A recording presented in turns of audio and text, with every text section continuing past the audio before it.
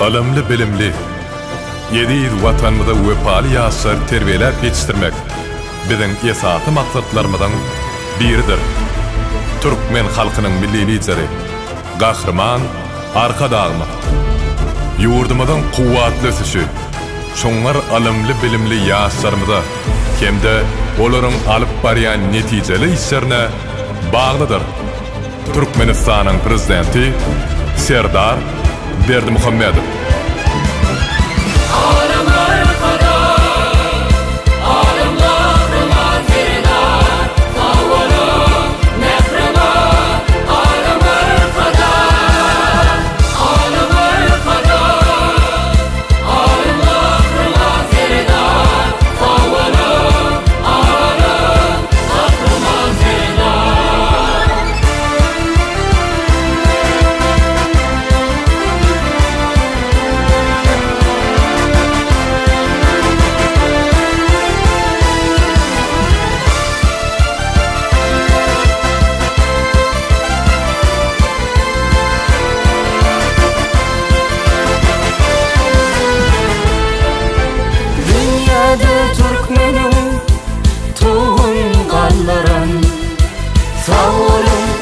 Mehriban alımlar kadar geçmişten geleceğe yollar sallarım. Oğuzhan Türkmeni bile kalırım. Sağolun alım kahraman Serdar. Baltım olayadi kimine hayyam. Gelse arzu etti, gelse diya. Parahat asuda baltiyar diyar. Sağolun mehriban alımlar kadar. Sağolun alım kahraman Serdar. Alımlar kadar, alım kahraman Serdar. Sağolun mehriban alımlar kadar.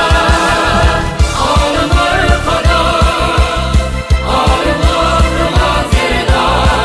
Sağolun alım kahraman Serdar. Çeper, görýän bu nähili uly bina. Bu ýerde men doganama goýar. Ilm, bilim, dili öwrenýärler. Çeper, meňem şeýle uly okuwdy okarsym belýär.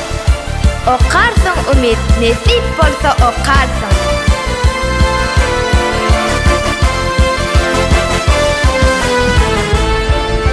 Şükür başı parahıtlık mukami.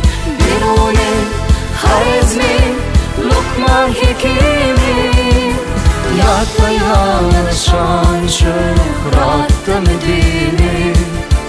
Sağolun mehriban alımlar kadar. Sağolun alım kahraman Serdar. Alıma bağladım Türkmen baltını. Baltıyar eyledim Türkmen halkını. Şuna saçya Türkmenistan yankımı. Sağolun mehriban alımlar kadar. Sağolun alım kahraman Serdar. Alımlar kadar, alım kahraman Serdar. Sağolun mehriban alımlar kadar. Alımlar kadar, alım kahraman Serdar. Sağolun alım kahraman Serdar. Ey oğul nesli, yekelikte asgınsınız. Ağzı bolsaňyz üstünsüňiz. Bir döwlet döwranly bolsaňyz uluslarda ürssemsiňiz.